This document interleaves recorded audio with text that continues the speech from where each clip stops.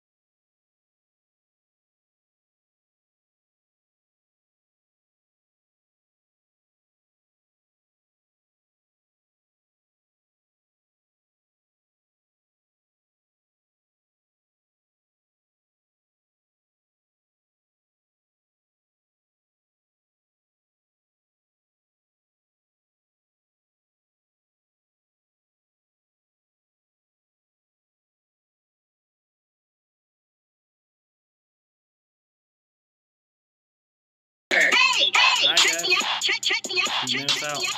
Wanna watch me dance, watch me dance, watch me dance. I know I get it eventually. I know I get it eventually. Hey, check me out, check me out, check me out. Wanna watch me dance, watch me dance, watch me dance.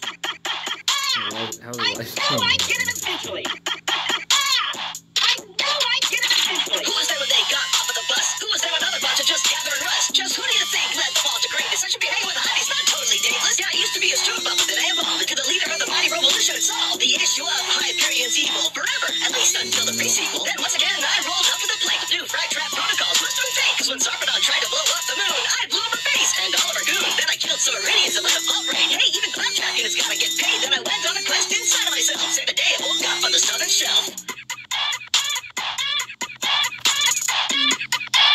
Oh, dude, that's sick. Check it out.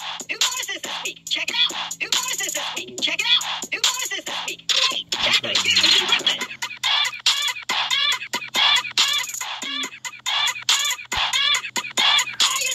Check it out. New bonuses this week. Check it out. New bonuses this week. Check it out. New bonuses this week. Did I mention Jack killed off my product line with the H he got from inside of my mind? Well, it takes a little more than an admin key and a gun and a virus to shut down me. Yeah, my beats can't stop this heat I got inside. I just can't hide it. My programming, instant jamming, dedicated RAM all day and night. I'm smooth like grease, I rise like yeast, and just because they're not deceased, they're throwing words like great and hero and defender of the peace. Well, enough with moping. Now I'm coping, taking shots and I'm no scoping. Ooh, the one who faced Jack and lived. Yeah, right. I was getting shot by Jack when they were fucking train rides. Word to your minion, y'all. 20. No. Yo, they're going through everything. 13, 14, 13, 12, 11, 10. Yeah. 9, 8. Tina? Sup, sucker? How do I turn this thing off?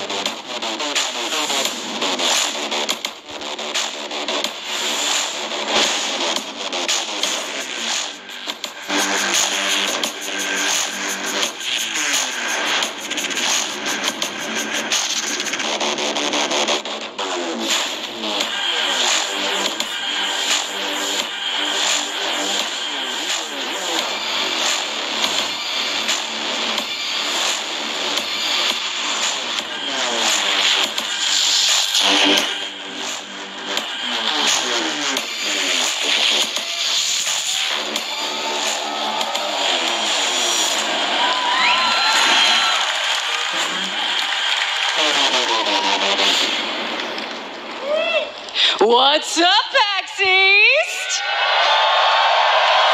Please welcome to the stage from Gearbox Software, Paul Sage and Randy Pitchford.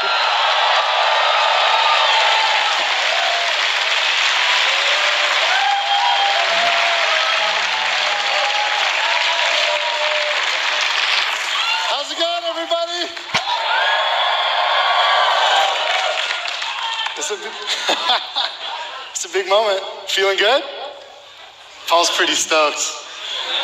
Paul's creative director on a new Borderlands game. We've been working a lot together. There's a lot of people back home that have been working on this thing for a long time, and I'm getting kind of choked up because this is the first few people are going to have of it today. Hey, you're stuck here for an hour, so we might even stretch it a bit. We're gonna show you a bunch of cool stuff. I promise you, we're gonna finish big, and you're probably. I think you're gonna like what we're gonna share. I know there's like a lot of thinking, like, what is this next Borderlands game? You know, it's gonna be like Battle Royale or something.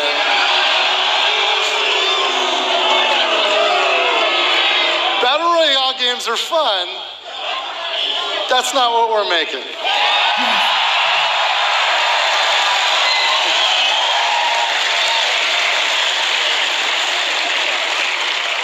So I thought, yeah, okay, so Paul and I are gonna talk a little bit about some of the things you saw in the teaser, and then we'll go into a bunch of other stuff, and then we'll finish big.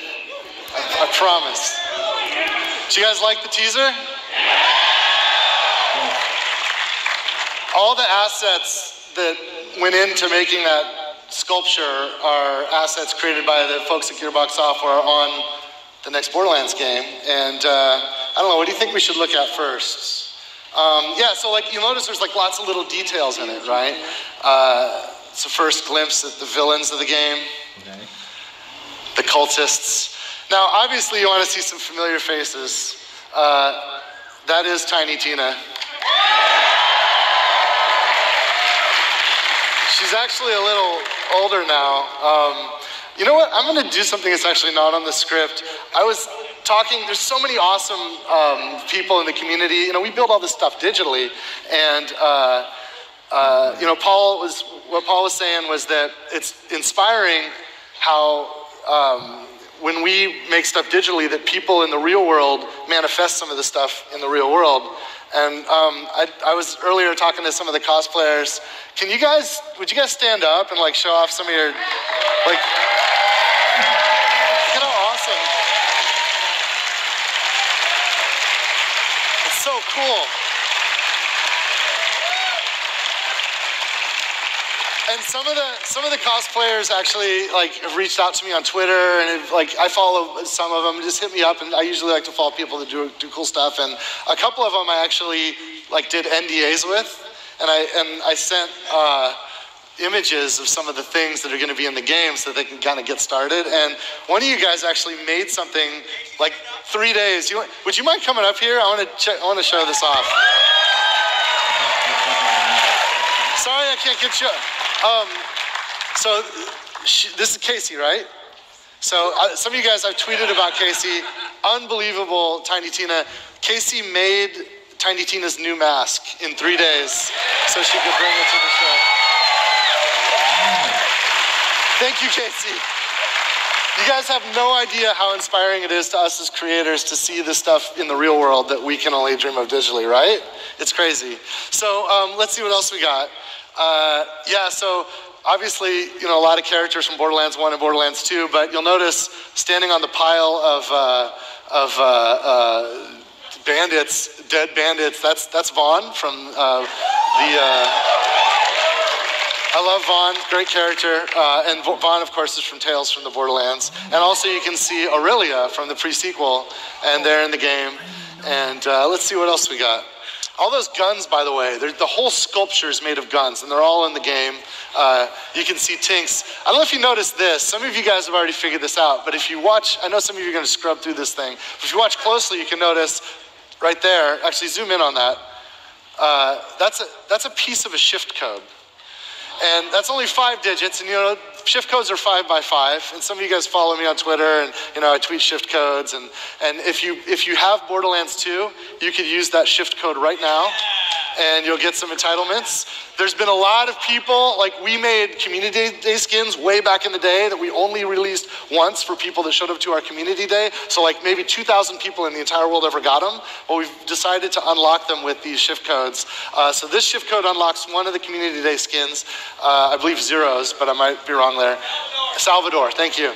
And see, somebody's already ahead of it.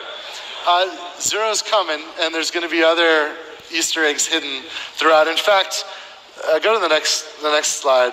These are the villains. We'll talk about them more later at the end of the show.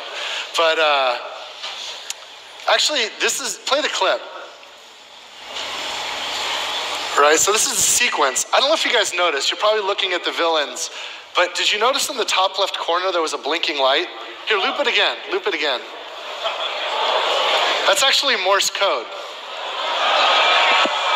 And if you translate that, what is it? Yeah, it says, don't forget to drink your Ovaltine.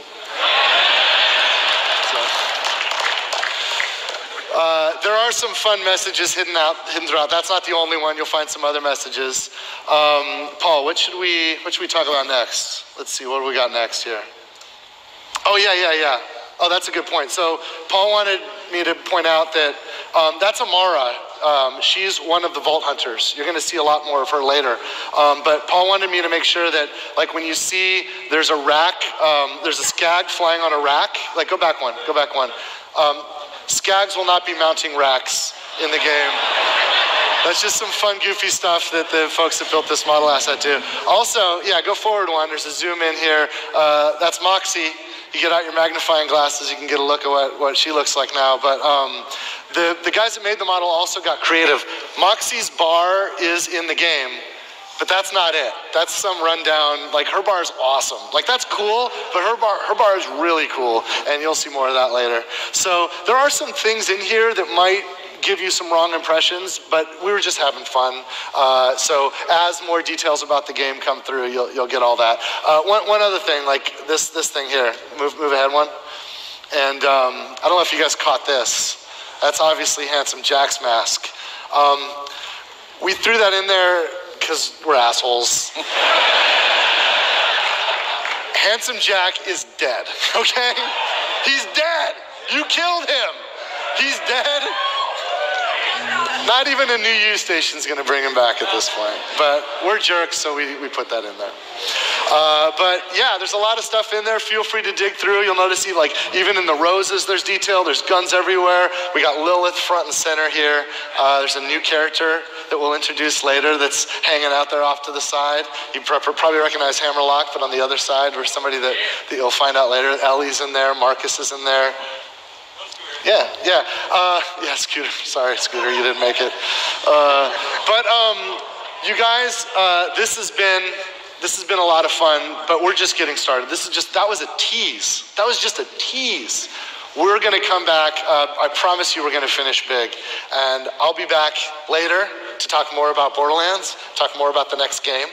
Right now, one of the things I wanted to do was take advantage of this moment, because there was a time when Gearbox was a tiny little independent developer, when we had to just scream from the tallest mountain just to get any attention. I remember the first time we came to PAX and they put us in a room that barely fit 200 people, and when it wasn't even full. Look at this, you guys are incredible. Like, holy crap, thank you guys. Thank you guys for coming out.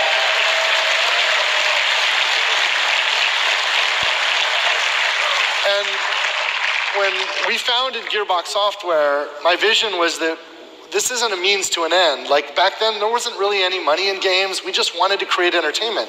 And we knew that interactive entertainment was the most exciting new medium that our species had ever created. The first time in the species history, you can actually interact with your content. And this is awesome. So